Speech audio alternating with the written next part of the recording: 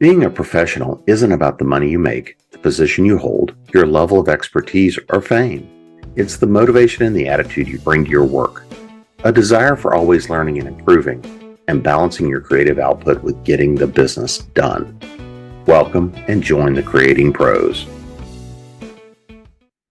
Hi, and welcome back to Creating Pros. I'm your host, Jim Nettles, and this week we're going to follow up again a little bit along the lines of some things that are happening in the AI world that I think everybody needs to know about and kind of consider as you're looking at some of the work that you're doing. Now, over the last few weeks, I've been at about 5 events, which is why we're running late this week because I had a few tech issues from a hotel room. So we couldn't actually get the show recorded on time this week, but here we are. This week, we're going to be talking about how the publishing industry, the entertainment industry, the copywriting industry are looking at responding to all of the stuff that is now being generated by Chat GPT and other affiliated AI writing type systems. When we look at the title of this episode, I called it basically, why we see AI going bust. And there's a little bit of truth to that, but not exactly in the way everybody probably thinks. As I've been saying, as we've been revisiting this issue, a couple of times over the last few months, the reason I thought it was important to come and talk about it again this week is because in all the events I've been at over the last few months, this is the number one topic. Whether it was writing conventions, whether it was technology conventions, whether it was business conventions. And everywhere I've been, I have had people kind of pulling me aside, wanting to have a chat. What does all of this mean for my business, for my industry? And looking at it from the perspective of the changes we see that are coming, the answer is a big it depends. And what do I mean by that? Well, it really depends on what kind of content you're generating. I just got back from a technology conference, and we were talking about what does this mean for developers? What does this mean for people trying to get a grasp on the work that they're doing? Well, we see that this is already being used by a lot of development teams to get a jump start on the work that they're doing, creating code, creating forms, things along these lines. And much like in terms of doing copywriting or anything else, it gives either the way to fix some code problems. It also gives some new ways to look at creating code problems, but it's not innovative in any way, shape, or form. It's not necessarily efficient, but it generally what we're seeing is functional. Even there, it often is still going to take some other work, configuration work, setup work, things along those lines to go in and deal with it. But that's not what we're here to talk about this week. From a copywriting perspective and an ad perspective, and I want to start here very explicitly. I had a conversation with a couple of different people in the ad space at several different events over the last few weeks. And all of them have told me the same thing. I sat down with somebody from an agency who told me that they had just wiped out about half of their entire copywriting staff. I want you to let that sink in. This was an ad and marketing firm, fired half of their copywriting staff because of Chat GPT. Now, it's not for the reason you think.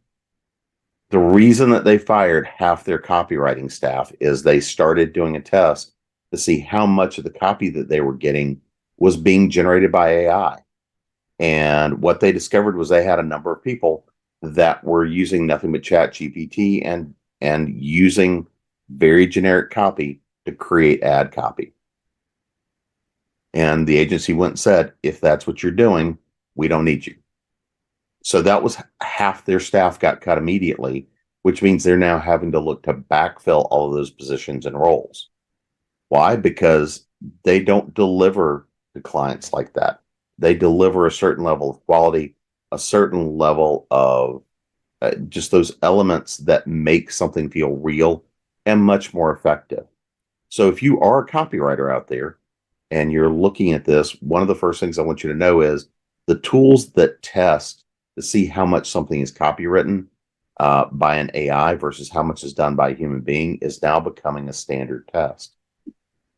Same thing is true. Publishing project I'm in the middle of. We were looking at essays that were coming through the door. We were looking at material coming in the door for a book to go out the door. And we were looking at how fast one of the people in particular was generating content compared to everyone else, and also looking at the fact of how things were noted, cited, this kind of work.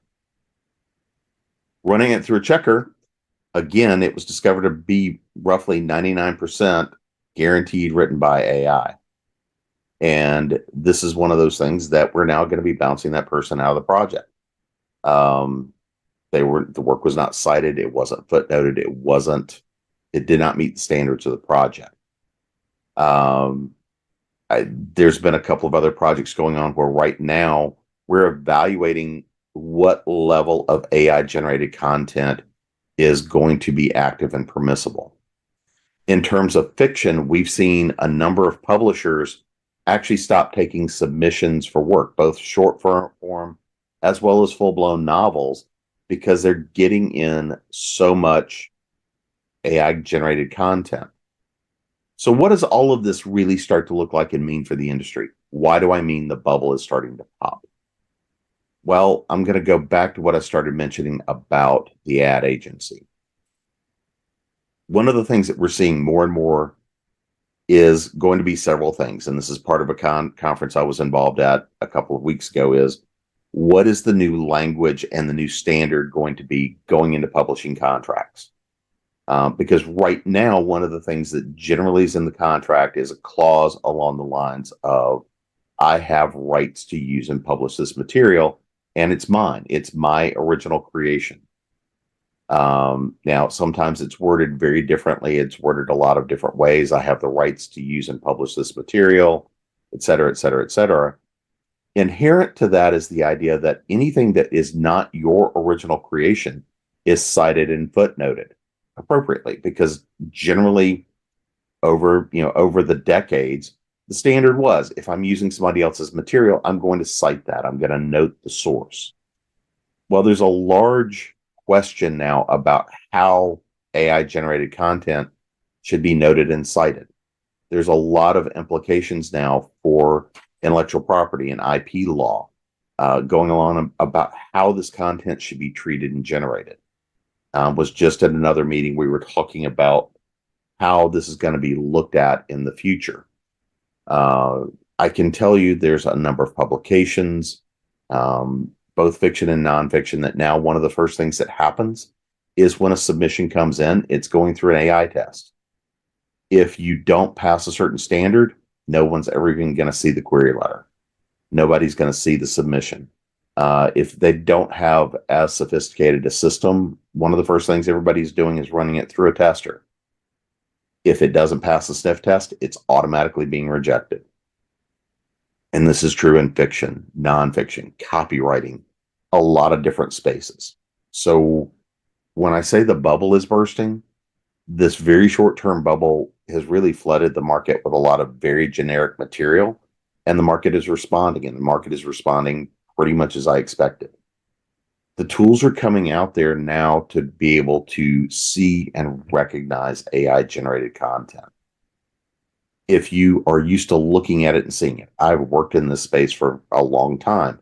I can tell kind of the patterns that get used, and so can most people that are writers. If you're an experienced writer, if you're an experienced copywriter, if you're experienced in media, you're going to be able to kind of tell and see it. It's almost an uncanny valley experience where you can see and tell that there may be something there that lacks or is missing something. Now, there's a lot of things like news and media and even textbooks where, you can use Chat GPT and probably get to about 80% of the way there, include the facts, things like this, because there's standards. There's ways of telling and narrating the events, just getting the facts out there. And I expect in those spaces, we're going to see usage of Chat GPT continue to increase. At the same time, looking at publishers that are looking to develop original IP, looking at writers looking to develop original IP, looking at copywriting, ad agencies, marketing companies that are geared towards high delivery for their clients, we're going to see them continue to test and look at your writing styles, look at your writing capabilities. And if you can't meet a certain standard or your stat style and your standard scores too close to an AI, you're going to get bounced. There's been a couple of pieces that I took and I wrote straight up originally from ground zero that I ran through an AI tester that kind of scored and said, okay, we've got questions. Part of that's because there's certain things and certain styles I write in that Chat GPT uses and emulates. And this is where we are going to see a little bit more of a blending and some difficulty in knowing what is or is not. And this is where the things that we're seeing in the developing space and things are moving in the space extraordinarily quickly. These are the kinds of changes we're going to have to consider. So here's things I would be aware of for those of you looking to continue to use these tools. And again, these are tools. They have a place in the marketplace. They have a place in writing and even in creativity.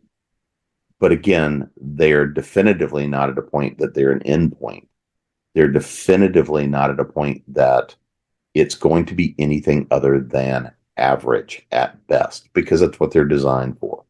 They're designed to give you an average response. And one of the other things that you need to remember is the average response they give is often going to be a guess. It's not necessarily going to be factual or representative, because if the system doesn't have a better idea, there's still a lot of problems with how factual or how it's interpreting the given medium. So all of that being said, here's the things I want you to consider. Number one, your intellectual property contracts are about to change. And in some cases, they may not look like they change that much. And in other cases, they're going to change a lot.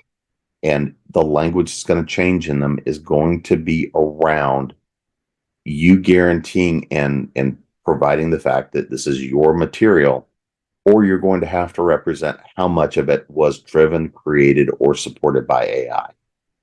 Now, in general, I can almost guarantee nobody's going to say you cannot have any AI generated content. Here's why. If you use any of the editing tools like a Grammarly, a ProWriting Aid, some of the other tools like this that help score and help refine your writing, you're going to show up with these AI type markers. And that number is going to show up somewhere between about 3 and 10%, depending on how heavily you use those recommendations.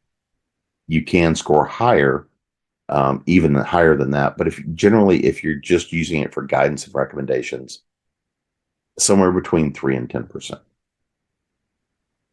The second thing to keep in mind is that these tools that I just mentioned, like Grammarly, ProWriting Aid, other tools like this are going to refine and enhance, and they're going to continue to become better and better tools. But at the same time, they're going to be doing much more to influence and almost genericize writing styles, writing content. So you're going to have to be very aware and even more selective than you have been in the past about when you take these recommendations, what kind of a recommendation you take, do you use it, do you not, those sorts of considerations. The next thing to consider is this. You're going to have to be very aware of the organizations you're working with, the places you're submitting to, because a lot of them are going to be using these AI tests. They're going to have to. And if you do not pass a certain level, nobody's going to waste their time looking at you, but you will wind up on the list. The list that says this person sends an AI crap, don't look at it, and you're going to be basically, for all practical purposes, wind up being blacklisted in certain spaces because you're not providing original content. I'm already seeing this with a number of organizations I work with. So that's the first kind of 3 things to be aware of, is not looking at these as negatives, but being aware of the fact that you're going to be held to a higher standard, and looking that a lot of these tools and technologies are designed to be out here to be used as a tool, not as the end all be all. Now, on the other end of this, on the positive end of it, what does it mean? Well, number one, much as I was just mentioning, we do see that tools like Grammarly, ProWriting Aid, some other tools that are out there in the marketplace are becoming much better at being able to provide better guidance towards writing styles, to give coaching, to give that kind of guidance. But again, it's guidance. The next thing I'm going to say is this is going to be a boon for a lot of small businesses, for people that have limited budgets, limited capacity. It's going to be a set of tools that allow people to get a starting place to work from. Because again, these are tools. They're not going anywhere. They're here. They're going to continue to improve. They're going to just become part of the background and part of everything we do every day. Much like what we saw happen with the early days of Photoshop and photo manipulation, much like we saw with a lot of the other technologies that have come over the last number of years. AI and AI generated content, covers, artwork, these sorts of things are going to become better and better tools. But I think that we're also going to see the entire industry snap around and take a very different look at how that content gets generated, because one of the other pieces I do want to make everybody consider out there is that there is definitively going to be legalities and changes put around who owns the content and who potentially may have to be compensated if you use these AI tools. Things like Chat GPT and these other platforms, things that are based on Chat GPT as a back end. We're starting to see the quote unquote free usage of these tools really start to ramp down already. And by the fact and the nature that you're going to be having to pay to use these kinds of tools and back ends is going to be one of the things that's going to cut down a lot on a lot of the really basic usage of these tools. And the next part of that becomes those tools and platforms that are built on top of Chat GPT and some of the other backends that are already out there. They're going to continue to refine, because really what they do is they first of all help you refine the question you're asking of the tools and the platforms, and then to give you a better response. Then a lot of them, what they do is they take that and they'll refine that content just a little bit to make it fit a little bit more to their audience. Most of the places I'm seeing this are in the marketing space, ad copy space, writing blurb space, things like that, that are short, that have very kind of specific structures, things that lend themselves to this much better. But again, everything I see is the intention that this is going to continue to be more of a prompt. It's going to be a starting point. It's going to be a place to work from. So again, I don't want everybody to get overly concerned out there, because again, this is not taking over the world. It is changing it though. And with a writing conference I was teaching at a couple of weeks ago, one of the things that I taught about was on the writing and publishing scams. The number 2 item I talked about had to do with AI generated content. And the reason for that was not because AI is a scam, but it's because of how certain people are viewing and using content that's generated by these tools and platforms, not recognizing where much of the work is sourced, especially in the art, and the fact that we're looking at anything that is AI generated content is likely going to start feeding into algorithms that then have to pay content creators whose work is used as a part of the source. So when we look at the changes that are coming in the business and the industry overall, I just want everyone to not be surprised, be aware of the changes that are coming, be aware of why they're coming, and be aware that a lot of people are going to be really unhappy when they start to discover the way that some of these changes are going to affect them. So again, what we see right now, I expect to be a bit of a blip, and we're already seeing that bubble burst. The next thing that's going to have to come out of this, and it's going to take probably another year to really shake out, because right now, again, both the legal system, the business system, and people that are in the industry are trying to figure out how to respond, because part of what this has now meant is an additional burden on bringing work to bear. It's speeding up certain parts of the process, but it's also definitively throwing a big wrench in the works. And the sorts of tests that are going to be used to test and make a determination if I'm even going to look at your work If you're a fiction writer and you're trying to leverage these tools, there are ways you can do that and do them ethically and ways that will help speed you up. But at the end of the day, if you really want to be a fiction writer, if you really want to be a creator, even if you're writing nonfiction, memoirs, telling your story, all these tools do is give you a starting point, but they'll never take your voice. Your voice is the important part of the act of creation. What I am seeing is some of these tools are getting better at emulating people's voice, and they're going to continue to get better and better and better. But they're still not going to replace your voice, your tone, your ideas, your way of representing things to the world. So if you feel the need to write and create, then go and write and create. If you're servicing clients and you're working with clients and you're managing that marketing, the people that have that little nuance, that little edge, are going to be the ones that get the work and get paid a lot more for the work than the people that just go grab an AI generated tool and crank stuff out the door. If you don't have the budget, you're running a small business, you don't have an idea or a starting point, absolutely use the tools for what they're good for. But again, for those that are going to try to live and die by them, because I've already seen some very large entities that we work with try to shift to use these tools, going and saying, I don't have to pay a copywriter anymore. We're already seeing significant impacts to how effective that copy is, how effective those ads, those blurbs, that writing is, because people, consumers, are already starting to recognize this. And they also automatically now equate that for a loss of quality. So now that I've kind of given you the lay of the land as to where we are, I feel sure we're going to do this again, probably in a couple of months. But with some stuff that is coming up here over the next few months, we've got a lot of interviews that are coming that I think you're going to get a lot out of. We're going to be doing some stuff around the power of fandom, the power of how that can touch people's lives. We're going to be doing some work in terms of productivity. We're going to be talking around a lot of different things that are coming with some folks. So be looking forward to that, and we'll see you again next week. This has been Creating Pros, and I'm your host, Jim Nettles.